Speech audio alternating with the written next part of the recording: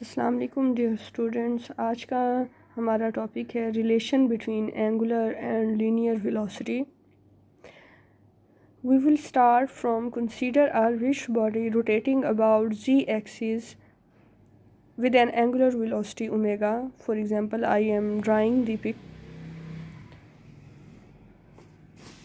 I have drawn an axis that is z axis.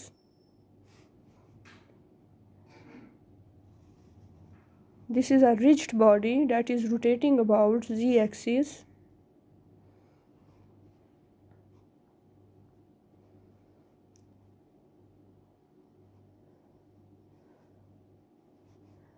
This distance r is the distance. Radius आप कह सकते हैं ridge body का, ठीक है। पोजीशन वेक्टर, अब ये हमारी क्या है, जी एक्सिस है बेटा, ठीक है। और ये हमारी क्या है, रिज बॉडी है। और ये पॉइंट पी है जिसको हम नोट कर रहे हैं कि फॉर एग्जांपल एक रिज बॉडी है, उसके ऊपर ये एक पॉइंट पी है।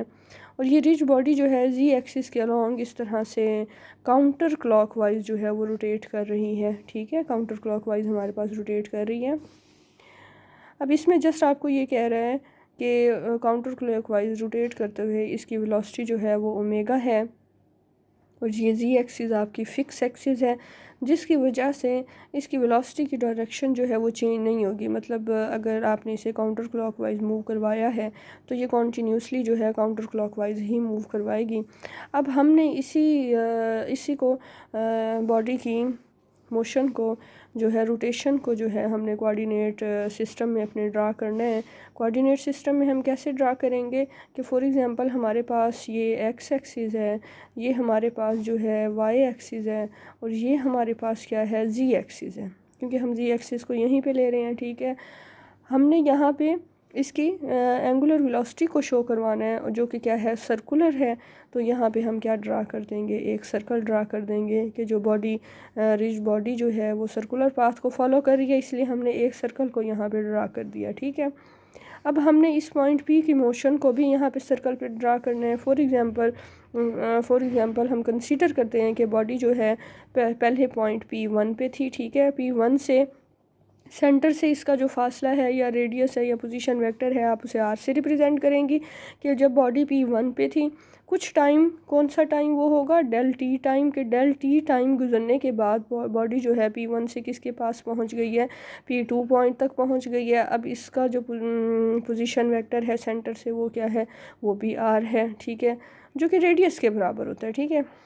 अब ये जो सेंटर वाला P1 से P2 तक का जो फासला है वो आर्क लेंथ है, जो कि हमने पिछले टॉपिक में पढ़ा, that is represented by del s. और इसकी जो वेलोसिटी है वो क्या है बेटा, इस बॉडी की ओमेगा है। ऑलरेडी हमने बता दिया एंगुलर वेलोसिटी इसकी जो है वो ओमेगा है, ठीक है। तो दरमियान में जो एंगल बनेगा, जो फासला उसने तय किया है, वो क्या होगा, del theta, that is the angular displacement. अब हमने इस टॉपिक में जस्ट यही बताना है कि relation between angular and the linear velocity हमारे पास क्या रिलेशन है।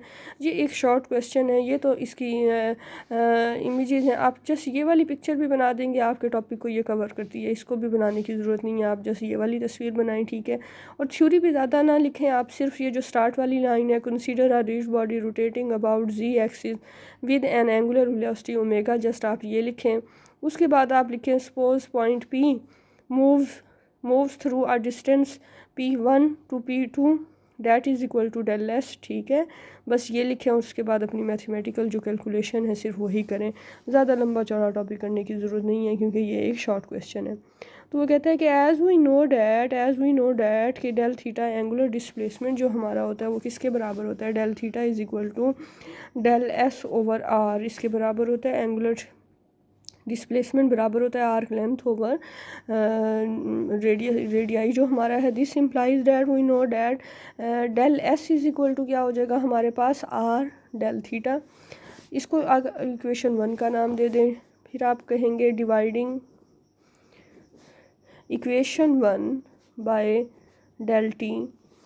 तो आप ये जो आपकी इक्वेशन है डेल एस, ये इक्वेशन 1 जो है, इसको आप बोथ साइड से आप डेल टी से डिवाइड कर दें, that is equal to are del theta over del T. ये आपकी इक्वेशन नंबर 2 हो गई। इसके बाद हम क्या करेंगे, अप्लाइंग लिमिट, ठीक है,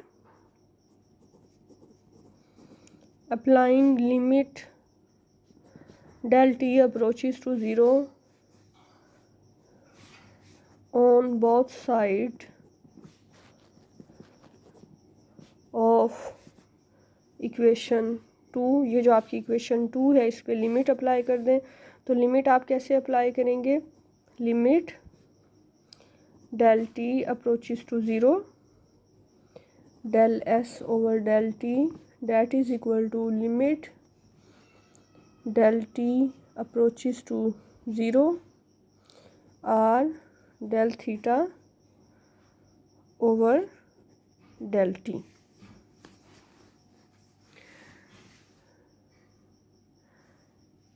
तो यहाँ पे वो आपको कह रहा है कि आप गौर से देखें कि ये आपका जो del s over del T है ये क्या है, आर्क लेंथ ओवर, ये जो आपकी आर्क लेंथ है ये आर्क लेंथ ओवर टाइम, मतलब आर्क लेंथ हम क्या कह रहे हैं, ये डिस्प्लेसमेंट, लीनियर डिस्प्लेसमेंट है ज़ाहिर है।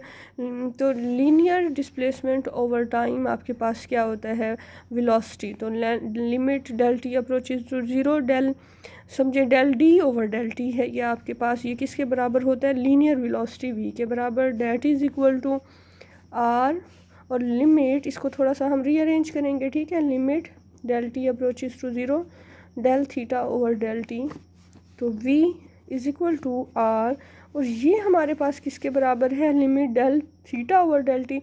डेल थीटा किसके लिए होता है, angular displacement, angular displacement, rate of change of angular displacement is equal to angular velocity.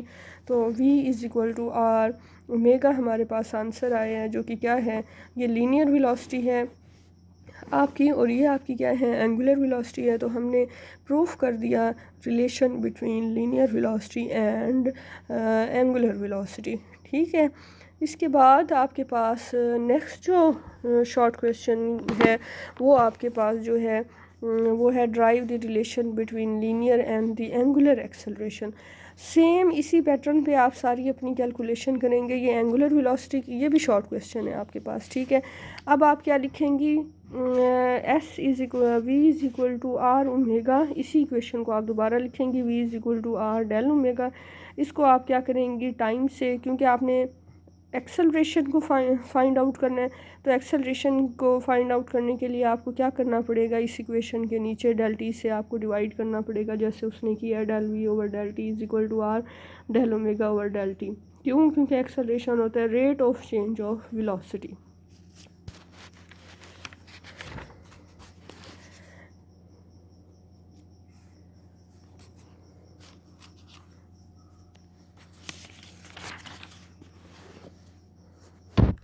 अब इसमें आप देखें उसने फिर दोबारा लिमिट अप्लाई कर दिया, del we over del T that is equal to limit R del omega over del T.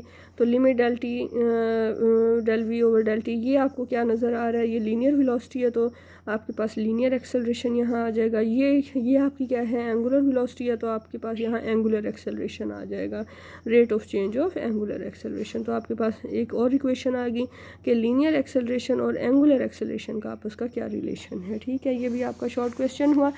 इसके बाद इक्वेशन ऑफ एंगुलर मोशन, ये कोई न्यू इक्वेशन नहीं है, जैसे आप इक्वेशन ऑफ लीनियर मोशन पढ़ते होते थे वैसे ही इक्वेशन ऑफ एंगुलर एक्सेलरेशन है। इसका क्या मतलब है, वो पहले आपको लीनियर मोशन की इक्वेशन दिखा रहा है कि जैसे v f is equal to v i plus a t होता था, अब वी की जगह आपके पास क्या आ जाएगा, ओमेगा, क्योंकि आप एंगुलर एक्सेलरेशन की बात कर रहे हैं, तो एंगुलर एक्सेलरेशन जो है वो ओमेगा से रिप्रेजेंट किया जाता है। तो जहाँ जहाँ वी लीनियर है वहाँ वहाँ आप एंगुलर वेलोसिटी को पुट कर देंगी, और जहाँ जहाँ लीनियर एक्सेलरेशन है वहाँ एंगुलर एक्सेलरेशन आप पुट कर देंगी। एस इज़ दी डिस्प्लेसमेंट, तो हमारे पास एंगुलर डिस्प्लेसमेंट थीटा से रिप्रेजेंट किया जाता है। तो इस तरह से आपकी तीनों इक्वेशंस जो हैं वो इस तरह से चेंज हो जाएंगी जो कि आपको नज़र आ रही हैं।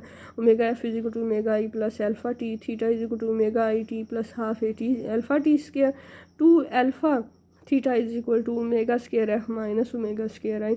और यहाँ पे एक थोड़ी आपकी इन्फॉर्मेशन के लिए बता रहे हैं कि एंगुलर वेलोसिटी, जब कोई बॉडी ये जो रोटेट कर रही है सर्कल के अंदर, उसका एंगुलर डिस्प्लेसमेंट, एंगुलर एक्सेलरेशन, ये सारा कुछ तो सेम रहेगा, एंगुलर वेलोसिटी सेम रहेगी, लेकिन सर्कल में जब बॉडी रोटेट करती है तो उसकी लीनियर वेलोसिटी, लीनियर एक्सेलरेशन जो है वो हर पॉइंट पे जो है वो चेंज हो रहा है। फॉर एग्जांपल बॉडी जो है क्लॉकवाइज रोटेट कर रही है, जैसे उसने क्लॉकवाइज डायरेक्शन दिखाई है सर्कल में।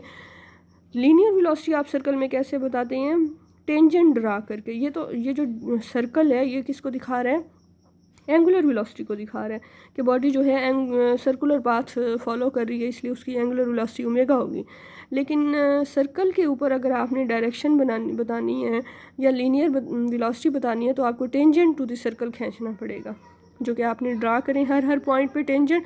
तो आप देखेंगे टेंजेंट जो है हर पॉइंट पे उसकी डायरेक्शन डिफरेंट है। ये एरो इस तरफ जा रहा है, ये एरो इस तरह, ये देखें एरो बेंड होता होता हर तरफ जो है उसका डायरेक्शन एरो की चेंज है। इसका मतलब एंगुलर वेलोसिटी तो सेम रहेगी, जिस वेलोसिटी से बॉडी रोटेट कर रही है उसी से मुस्तकिल अगर रोटेट कर भी रही हो, सेम भी हो angular velocity, angular acceleration constant भी हो, तो लीनियर वेलोसिटी, लीनियर एक्सेलरेशन जो है वो कांस्टेंट नहीं होते, वो हर पॉइंट पे क्या हो रहे होते हैं? चेंज हो रहे होते हैं। ये था आज का आपका टॉपिक। अगर किसी को मसला हो तो वो क्वेश्चन पूछ सकता है। जज़ाकल्लाह।